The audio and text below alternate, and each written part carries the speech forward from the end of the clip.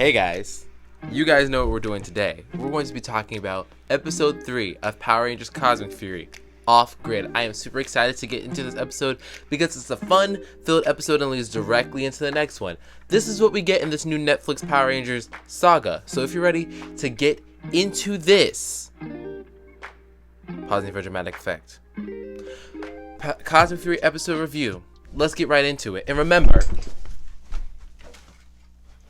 you're in the zone, the superhero zone. Cue intro.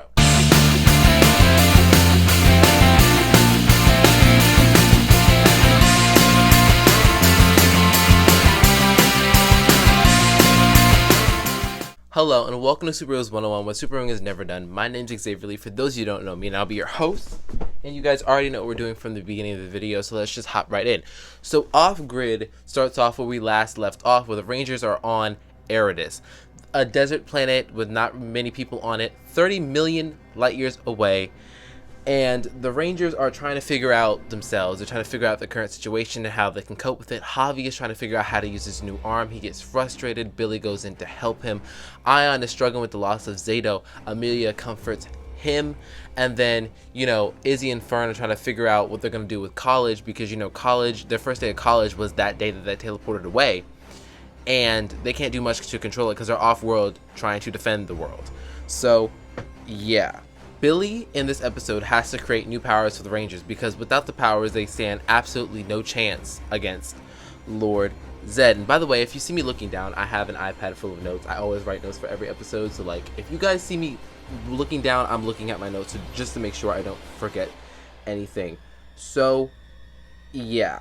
So the Rangers come up with the idea to hook up Zato's antenna, the antenna from Dino Fury that sent out a message to Rafkon to see if anybody else was there. Remember that from the first 3 episodes? Ironically, I think it was actually episode 3 or 4 that they did the communication tower thing.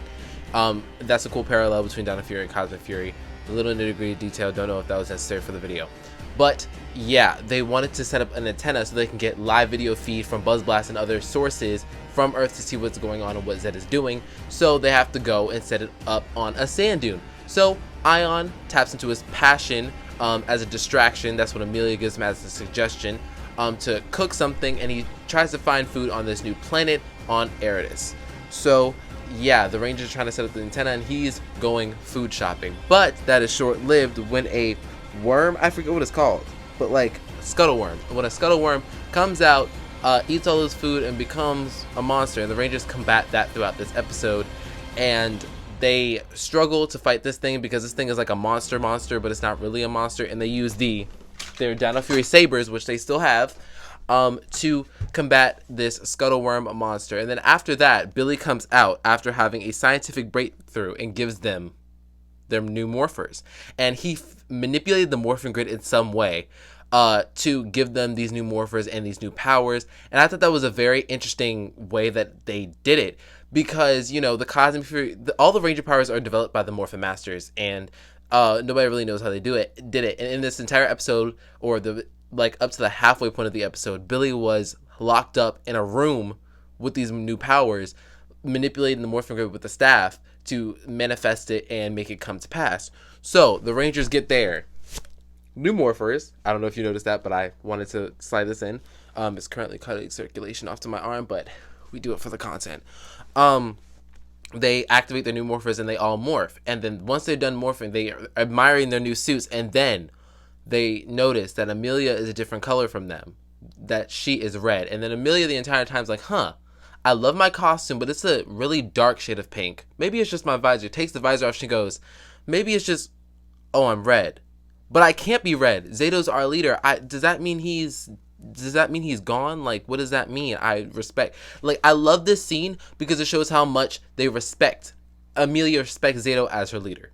And it wasn't a typical thing where it's the black guy gets demoted where the white character gets elevated, right? That kind of happened, but it doesn't. If you wait for my reviews of the final episodes, you'll understand what happens. It's going to seem like that's happening, but that trope is not going on.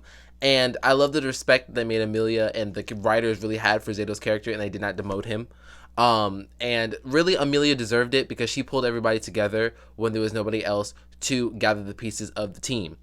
So yeah, while the Rangers are getting the new powers, you know, after the last episode, Ollie stole Dr. Akana's computer tech to decode Mick's message that they got, and they figure out that Zato is on planet Levina.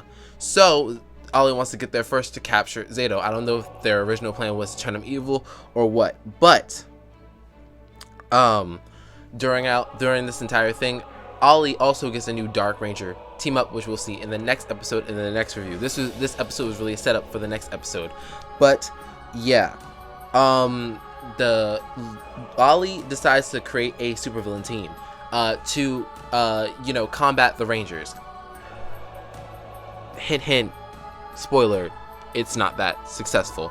But yeah, Lord Zed gives them the team, and then they go off to Levina to go find Zato. And that's where the episode leaves off.